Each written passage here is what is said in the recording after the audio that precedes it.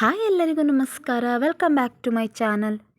ಇವತ್ತು ನಾನು ನಿಮಗೆ ಗಣೇಶ ಹಬ್ಬದ ಸಮಯದಲ್ಲಿ ಮಾತ್ರ ಮಾಡುವಂತಹ ಬ್ರಾಹ್ಮಣರ ಶೈಲಿಯ ಅಕ್ಕಿ ವಡೆಯನ್ನು ಯಾವ ಥರ ಮಾಡಬೇಕಂತ ತಿಳಿಸ್ಕೊಡ್ತೀನಿ ಎಲ್ಲರಿಗೂ ಕೂಡ. ಇದು ತುಂಬಾ ಚೆನ್ನಾಗಿರುತ್ತೆ, ತುಂಬಾ ಟೇಸ್ಟಿಯಾಗಿ ಕೂಡ ಇರುತ್ತೆ. ಈಗ ನಾವು ಏನು ನಾರ್ಮಲ್ಲಾಗಿ ವಡೆ ಮಾಡ್ತೀವಲ್ಲ ಅದಕ್ಕಿಂತ ತುಂಬಾ ಡಿಫ್ರೆಂಟ್ ಆಗಿರುತ್ತೆ. ಇದರ ವಿಶೇಷ ಏನಂತ ಅಂದರೆ ಇದನ್ನು ಓನ್ಲಿ ನಾವು ಗಣೇಶ ಹಬ್ಬದ ಟೈಮಲ್ಲಿ ಮಾತ್ರ ಮಾಡ್ತೇವೆ ಇದನ್ನು. ಬನ್ನಿ ಯಾವ ಥರ ಮಾಡೋದು ಅಂತ ತಿಳಿಸ್ಕೊಡ್ತೀನಿ ನಿಮಗೆ. ಬಟ್ ಅದಕ್ಕಿಂತ ಮೊದಲು ನೀವಿನ್ನೂ ನನ್ನ ಚಾನಲ್ಗೆ ಸಬ್ಸ್ಕ್ರೈಬ್ ಮಾಡ್ಕೊಂಡಿಲ್ಲ ಅಂದರೆ ದಯವಿಟ್ಟು ಸಬ್ಸ್ಕ್ರೈಬ್ ಮಾಡ್ಕೊಳ್ಳಿ. ನೋಡಿ, ಇವಾಗ ನಾನು ಅಕ್ಕಿ ವಡೆಯನ್ನು ಮಾಡಲಿಕ್ಕೆ ಮೊದಲನೇದಾಗಿ ಅಕ್ಕಿನ ನೆನೆಸಿಟ್ಕೊಂಡಿದ್ದೀನಿ.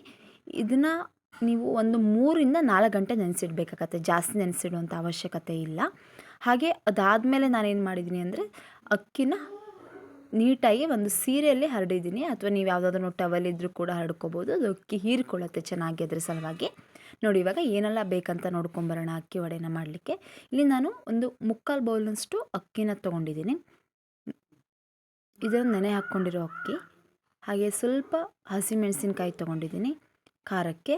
ಹಾಗೆ ಸ್ವಲ್ಪ ಉದ್ದಿನಬೇಳೆ ಜಾಸ್ತಿ ಹಾಕ್ಕೋಬೇಡಿ, ಜಾಸ್ತಿ ಹಾಕ್ಕೊಂಡ್ರೆ ಗರಿಗರಿಯಾಗಿ ಬರೋದಿಲ್ಲ ವಡೆ. ಸ್ವಲ್ಪನೇ ಹಾಕ್ಕೊಳ್ಳಿ, ನಾನು ಪ್ರಮಾಣ ಹೇಳಿದ್ದೀನಲ್ವ ಅದೇ ಥರ. ಹಾಗೆ ಸ್ವಲ್ಪ ಇಂಗನ್ನು ತೊಗೊಂಡಿದ್ದೀನಿ. ಹಾಗೆ ಸ್ವಲ್ಪ ಇಲ್ಲಿ ಎಳ್ಳನ್ನು ತೊಗೊಂಡಿದ್ದೀನಿ. ನಾನು ಸ್ವಲ್ಪ ನೆನೆಸಿದ್ದೀನಿ ಎಳ್ಳನ್ನು. ನೀವು ನೆನೆಸ್ಬೇಕಂತ ಏನೂ ಇಲ್ಲ, ಹಾಗೆ ಹಾಕ್ಬೋದು. ಹಾಗೆ ಸ್ವಲ್ಪ ಕೊತ್ತಂಬರಿ ಬೀಜ ತೊಗೊಂಡಿದ್ದೀನಿ, ಉಪ್ಪು ತೊಗೊಂಡಿದ್ದೀನಿ ರುಚಿಗೆ ತಕ್ಕಷ್ಟು. ಹಾಗೆ ಸ್ವಲ್ಪ ಓಂ ಕಾಳನ್ನು ತೊಗೊಂಡಿದ್ದೀನಿ ನಾನಿಲ್ಲಿ. ಹಾಗೆ ಸ್ವಲ್ಪ ಜೀರಿಗೆ ತೊಗೊಂಡಿದ್ದೀನಿ. ಇದಿಷ್ಟು ಅಕ್ಕಿ ವಡೆನ ಮಾಡಲಿಕ್ಕೆ ಬೇಕಾಗಿರುವಂಥದ್ದು. ಈಗ ಮೊದಲನೇದಾಗಿ ನಾನೇನು ಮಾಡ್ತೀನಿ, ಅಕ್ಕಿನ ತೊಗೊಂಡ್ಬಿಟ್ಟು ಮಿಕ್ಸರಲ್ಲಿ ಗ್ರೈಂಡ್ ಮಾಡ್ಕೊತೀನಿ. ಇಲ್ಲಿ ನೀವು ಗ್ರೈಂಡ್ ಮಾಡಬೇಕಾದ್ರೆ ತುಂಬ ಜಾಸ್ತಿ ಅಂದರೆ ಪೌಡರ್ ಥರ ಹಿಟ್ಟಾಗಬಾರ್ದು, ಕಡಿ ಇರಬೇಕಾಗತ್ತೆ ಹಿಟ್ಟು. ನೋಡಿ, ಇಲ್ಲಿ ಈ ಥರ ಹಿಟ್ಟನ್ನು ಮಾಡ್ಕೋಬೇಕಾಗತ್ತೆ. ನೋಡಿ, ಇದನ್ನು ಸಾಣಿಸ್ಕೋಬೇಕಾಗತ್ತೆ ನಾವು. ಯಾಕಂದರೆ ತುಂಬ ಸಮ್ಟೈಮ್ಸ್ ನಾವು ಗ್ರೈಂಡ್ ಮಾಡಬೇಕಾದ್ರೆ ಒಂದಿಷ್ಟು ಕಡಿ ಜಾಸ್ತಿ ದೊಡ್ಡ ಕಡಿ ಆಗಿರುತ್ತೆ, ಅದ್ರ ಸಲುವಾಗಿ ಗ್ರೈಂಡ್ ಮಾಡ್ಕೋಬೇಕಾಗತ್ತೆ. ಬಟ್ ಒಂದು ನೆನ್ಪಿಟ್ಕೊಳ್ಳಿ, ಯಾವತ್ತೂ ಕೂಡ ಅಕ್ಕಿ ಕಡಿಯಾಗೇ ಇರಬೇಕು ವಡೆಗೆ.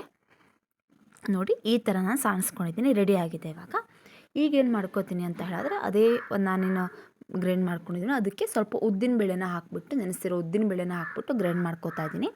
ಉದ್ದಿನಬೇಳೆನ ನೀವು ಅದು ನೆನೆಯೋ ತನಕ ಹಾಕಿದರೆ ಸಾಕು ಅಷ್ಟೇ. ನೋಡಿ, ಇಲ್ಲಿ ಈ ಥರ ಗ್ರೈಂಡ್ ಮಾಡ್ಕೊಂಡಿದ್ದೀನಿ.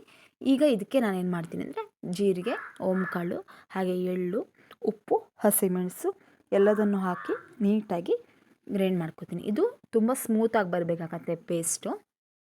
ನೋಡಿ, ಇಲ್ಲಿ ನಾನೇನು ಇಟ್ಕೊಂಡಿದ್ದಲ್ಲ, ಕೊತ್ತಂಬರಿ, ಹಾಗೆ ಜೀರಿಗೆ, ಹಾಗೆ ಎಳ್ಳು, ಹಾಗೆ ಇಂಗು, ಹಾಗೆ ಹಸಿಮೆಣಸಿನ್ಕಾಯಿ ಎಲ್ಲದನ್ನು ಕೂಡ ನೀಟಾಗಿ ಗ್ರೈಂಡ್ ಮಾಡ್ಕೊತೀನಿ. ನೋಡಿ, ಇಲ್ಲಿ ಈ ಥರ ಪೇಸ್ಟ್ ಮಾಡ್ಕೋಬೇಕಾಗತ್ತೆ ನಾವು. ನೋಡಿ, ಇಷ್ಟು ಚೆನ್ನಾಗಿ ಬರಬೇಕಾಗತ್ತೆ, ಅಷ್ಟು ಸ್ಮೂತ್ ಆಗಬೇಕಾಗತ್ತೆ ತುಂಬಾ.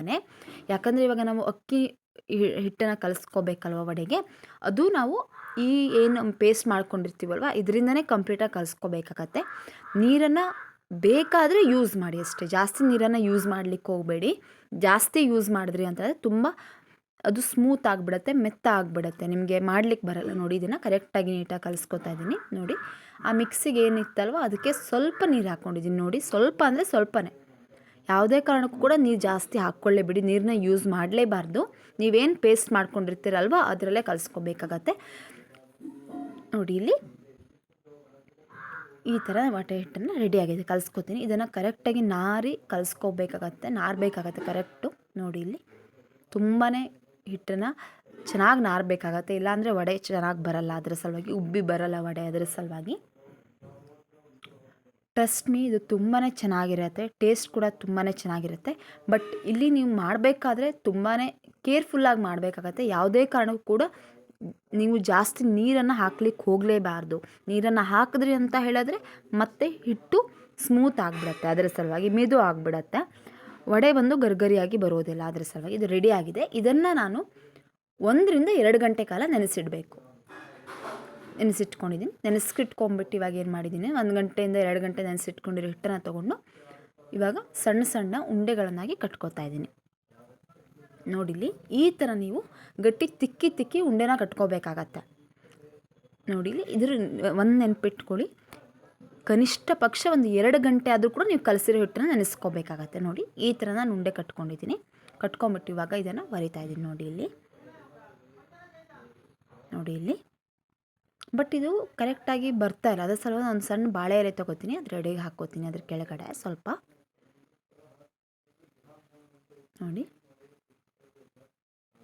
ಈ ಥರ ಹಾಕ್ಕೊಂಬಿಟ್ಟು ನಾನೇನು ಮಾಡ್ತೀನಿ ಅಂದರೆ ಕರೆಕ್ಟಾಗಿ ವಡೆನ ವರ್ಕೋತಾ ಇದ್ದೀನಿ, ಲಟ್ಸ್ಕೊತಾ ಇದ್ದೀನಿ. ಈ ಥರ ಎಣ್ಣೆ ಹಚ್ಬಿಟ್ಟು ಲಟ್ಸ್ಕೋಬೇಕಾಗತ್ತೆ. ಯಾವುದೇ ಕಾರಣಕ್ಕೂ ಅಂದರೆ ಅಕ್ಕಿ ಹಿಟ್ಟನ್ನು ಯೂಸ್ ಮಾಡುವಂತಿಲ್ಲ.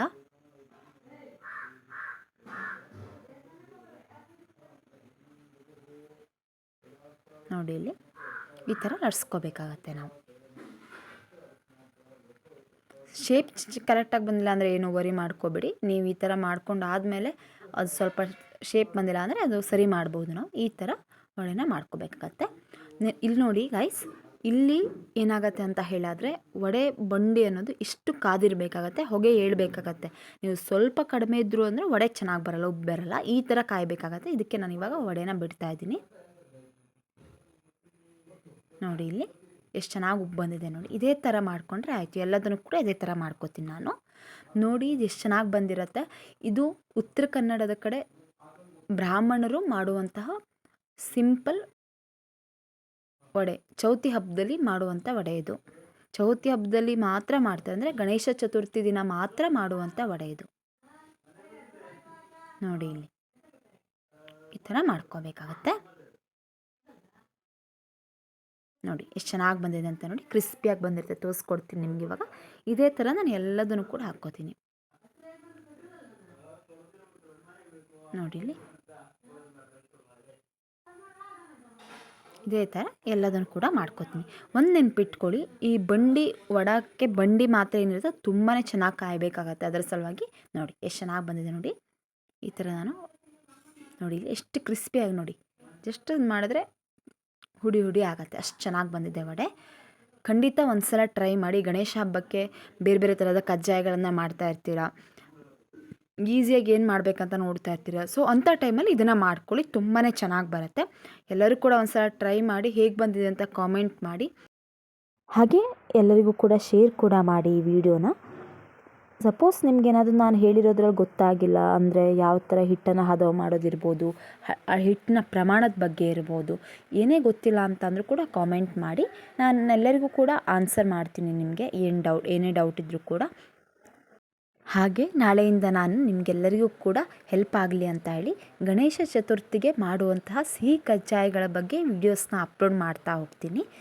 ವಿಡಿಯೋ ನಿಮಗೆ ಬೇಗ ತಲುಪಬೇಕು ಅಂತ ಹೇಳಿದ್ರೆ ನೀವು ಸಬ್ಸ್ಕ್ರೈಬ್ ಮಾಡ್ಕೊಳ್ಳಿ.